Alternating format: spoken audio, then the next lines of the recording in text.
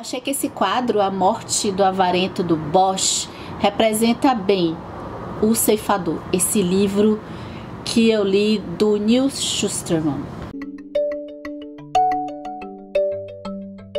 A Morte do Avarento do Bosch fica lá na Galeria Nacional de Arte em Washington, nos Estados Unidos. E eu gosto muito desse quadro para representar o ceifador, esse livro que eu li. A gente tem a morte chegando aí para esse rapaz e um anjo do lado dele. Agora perceba assim que embaixo tem um carinha, um senhorzinho assim com um saco de dinheiro. Algumas pessoas dizem que ele tá dando o dinheiro para o avarento, né, a pessoa que vai morrer, a gente entende no quadro. E outros até dizem que é a pessoa que vai morrer que tá dando dinheiro para esse senhorzinho. Se você já leu O Ceifador do Neil Shusterman, acho que você já sacou a temática bem interessante desse livro, tá? Mas se você não leu, não fica preocupado não, porque aqui é justamente o estímulo para dar uma chance aqui pro Ceifador. Um livro que eu gostei. Eu percebi alguns problemas que eu vou deixar, eu tive algumas dificuldades com ele, que eu vou deixar para falar um pouco mais no final do vídeo, mas no geral é um enredo muito bem bolado, o tema da morte, que é o tema que eu gosto muito. Quando eu li a sinopse do Ceifador, eu fiquei assim muito curiosa por conta de ser uma utopia, e a gente está muito acostumada a ler distopias. Pois é, utopia, aquele mundo perfeito do Thomas More, que tem um livro que eu tenho vontade de ler. E a gente vai acompanhar no Ceifador a Sintra e o Rowan. Eles são dois jovens que vão ser recrutados por um ceifador, que é o ceifador Faraday, para serem treinados e para se tornar ceifadores. E o que são ceifadores? São esses esqueletinhos aí do quadro da Morte do Avarento, é o esqueletinho da Morte do Avarento. Nesse mundo utópico não existe mais a morte.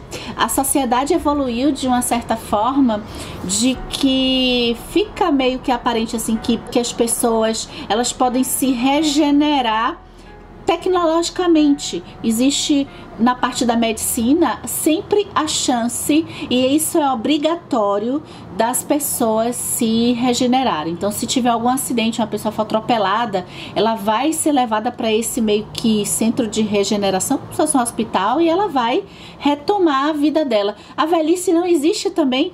Uou, a velhice não.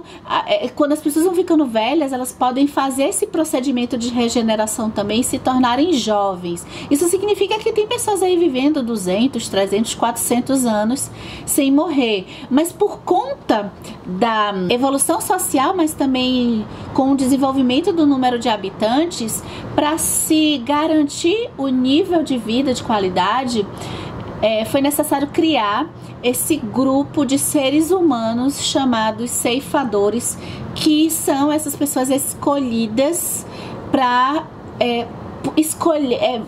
poder escolher quem vai morrer e quem não vai morrer. E para isso tem uma sistemática de regras. Então assim, né, algumas delas, né, matarás sem discriminação, fanatismo ou pensamento premeditado. Então eles não podem matar porque eles têm uma certa discriminação com uma determinada raça.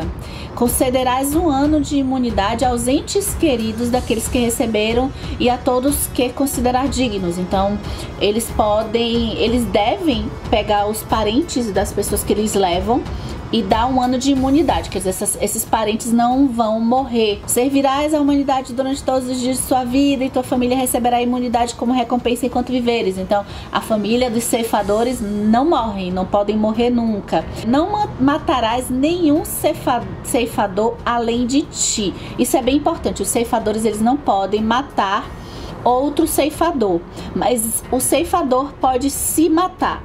Se ele se matar, ele não é regenerado. Não reclamarás nenhuma posse material além de teus mantos, teu anel e teu diário. Isso aqui é uma coisa que dá para discutir, porque aqui no livro não ficou muito coerente com a história no meu ponto de vista, não.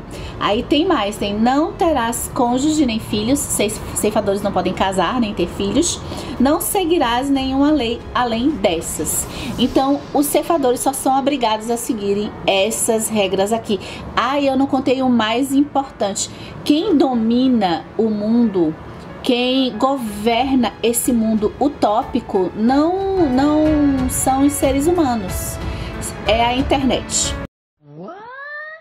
Pois é, assim, algo que faz sentido, mas ao mesmo tempo eu tive um pouco também de dificuldade de adentrar essa perfeição que a internet trouxe para o mundo, né?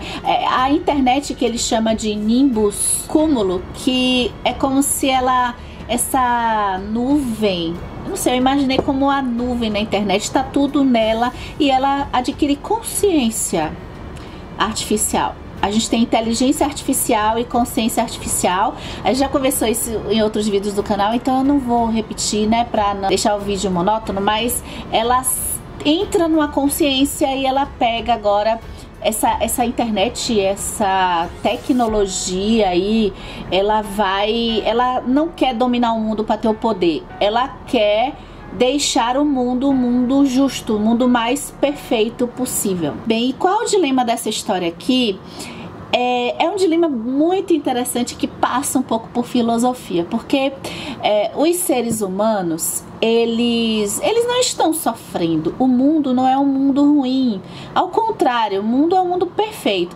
Mas quando chega esse momento da morte, e a morte é necessária, o ceifador, que a gente pode imaginar aí que é um ser mais poderoso de todos, com exceção dessa nimbo cúmulo, que governa tudo, nesse momento das coletas, que são chamados, ao invés de assassinatos, e tem um jogo interessante de palavras aqui nesse livro sobre a diferença de assassinato e coleta para esse mundo aqui. Eu já deixo você aqui com uma dica para você quando for ler, ou se você já leu, parar para pensar nisso aqui.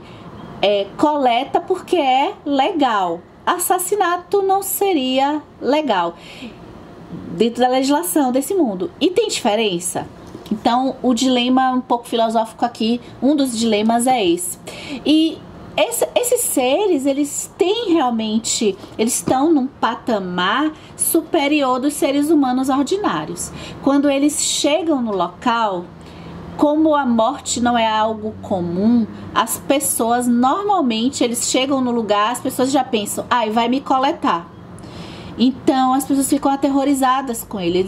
Eles vão fazer com que as pessoas sintam, eles vão fazer não, é natural que as pessoas sintam muito medo por eles, respeitam eles. E de premissa básica do Neil Shusterman, com esse livro, de cara, nas primeiras páginas, o ceifador Faraday, ele vai fazer 2 coletas. E a forma com que essas coletas acontecem são bem empolgantes, porque a gente já vai perceber aí a temática, que é como o poder dentro desses seres, né? Como é que funciona esse tipo de profissão. O poder vai corromper esses seres que têm essa obrigação de levar pessoas para a morte, uma morte que já não é comum entre esse mundo. Eles vão se sentir como diante disso? Eles podem se sentir bem, ou eles podem se sentir mal. Eles podem ter a consciência do que significa a profissão como algo necessário, mas algo que eles sabem que eles não estão levando a felicidade para as famílias e para as pessoas que eles coletam. E por conta disso, que é uma das primeiras coisas que eu até gostei do livro, que o ceifador Faraday ele vai falar, é o paradoxo da profissão. Assim que ele recruta o Rowan e a Syndra, na primeira conversa deles, e que aparentemente o ceifador é um ser mau, é um ser perverso, mas na primeira conversa ele vai dizer: olha, vocês percebem que isso é necessário ser feito, porque senão a Terra começa a entrar em colapso de novo. A Terra vai ter a população, a densidade demográfica aumenta e vai cair a qualidade das pessoas. Então isso é necessário. E vocês percebem que isso é o paradoxo da profissão, porque é necessário, a gente tem que fazer, mas a gente não gosta de fazer, mas a gente precisa fazer e da forma mais ética possível. E aí vamos voltar lá no quadro da morte do avarento, porque o que acontece? A corrupção dentro dos ceifadores vai entrar nessa história. Essa história é super animada, cheia de reviravoltas e é inevitável, ainda que seja até um contraponto com o fato de ser uma utopia, mas é inevitável que essas pessoas que vão ter essa profissão sejam sempre boazinhas, sejam sempre pessoas éticas. Não vai acontecer isso. Então a gente vai conhecer o tal do Conselho dos Ceifadores, que pra mim pareceu assim um conselho muito fraco, fraco em termos de estupidez mesmo, pensando que o livro fala que o conselho que tudo aqui é muito democrático, as pessoas não vão ter poderes diferentes, para pessoas que são escolhidas tão a dedo e considerando o mundo utópico, esse conselho faz muita burrada. E claro que a gente vai ter aí os bonzinhos e os mauzinhos. Uma primeira coisa que eu até não gostei tanto é que o que a gente tem assim de pessoas más, né? Pela história que o livro conta. As pessoas más são aquelas que são dominadas por esse poder de poder matar.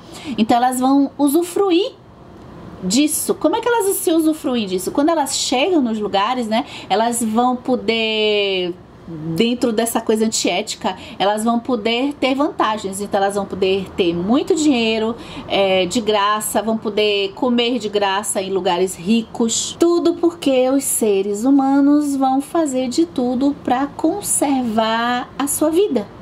Eles vão querer imunidade. E cada vez que alguém beija o anel de um ceifador, ele ganha imunidade, ou seja, ele não morre por 1 ano. E aí a gente chega nessa primeira coisa de eu vou pagar para não morrer. Eu vou fazer de tudo para não morrer. E é o que gira um pouco essa corrupção. Tem outra coisa que eu acho até mais interessante, que poderia até ser melhor explorado nesse enredo aqui.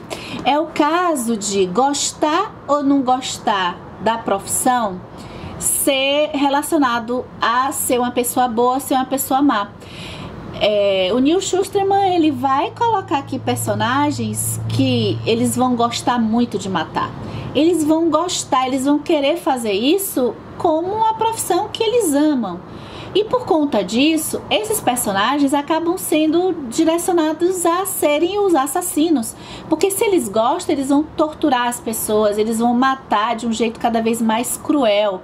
E então a crueldade na forma de matar alguém vai determinar se aquele ceifador é bom ou mal. E eu achei isso uma coisa um pouco simples, né? Poderia ser uma coisinha um pouco mais complexa.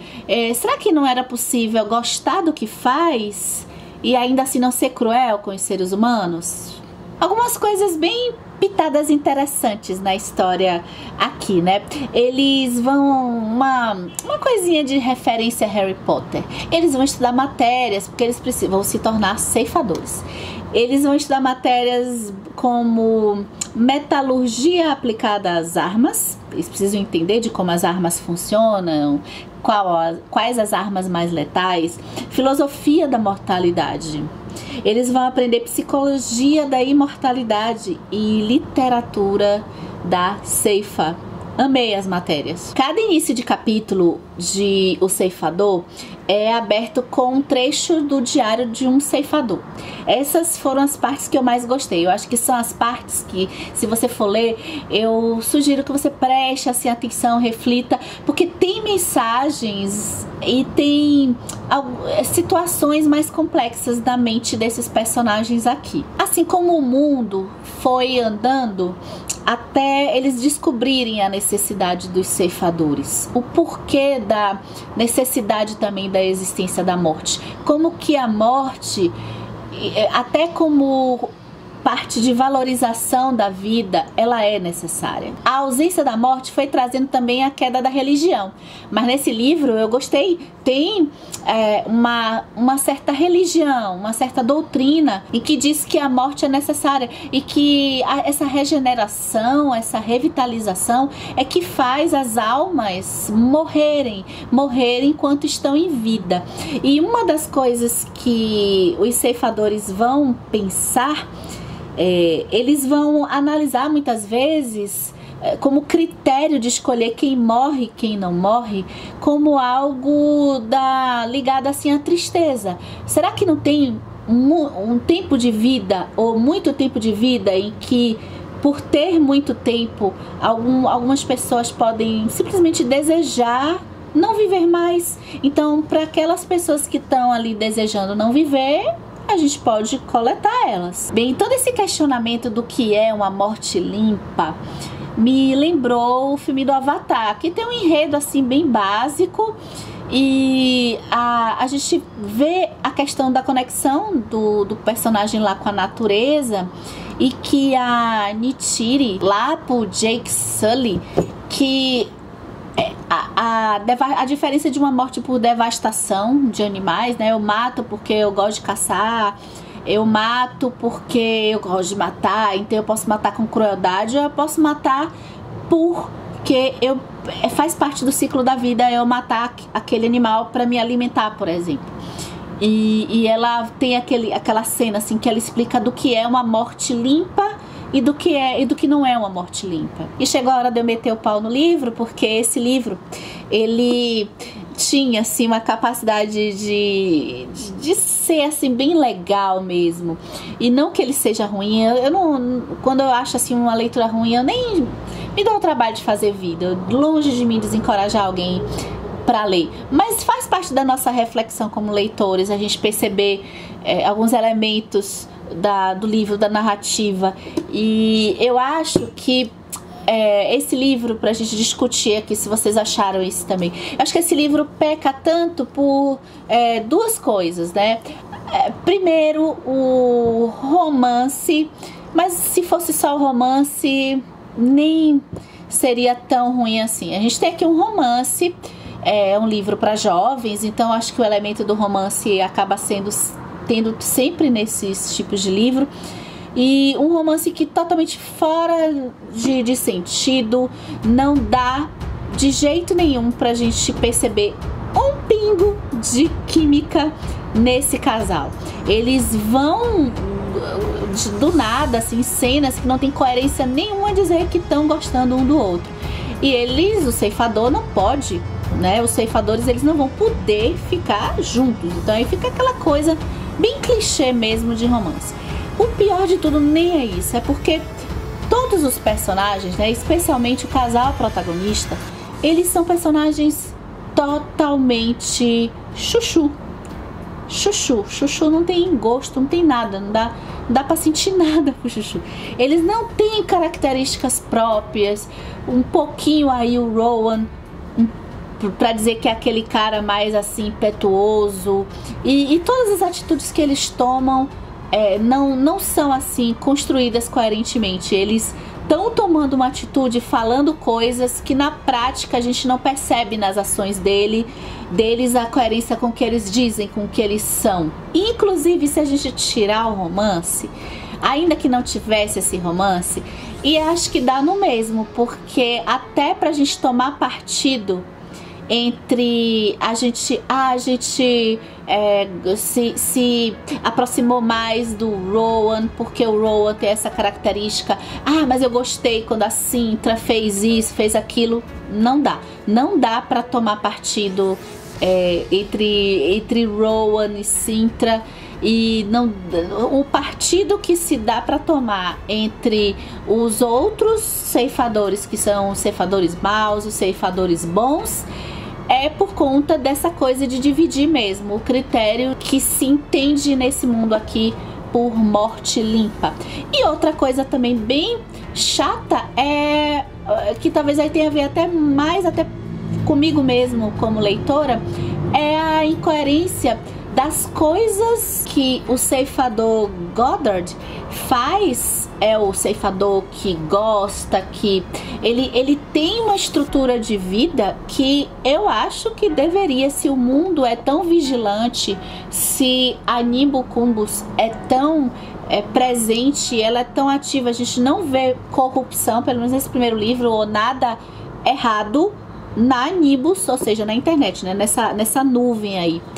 E se é tudo assim, como ele consegue fazer as coisas que ele consegue fazer, ainda que a Nimbus não possa interferir nesse grupo de ceifadores? Mas eu acho que ela pode, que tem as regras, né?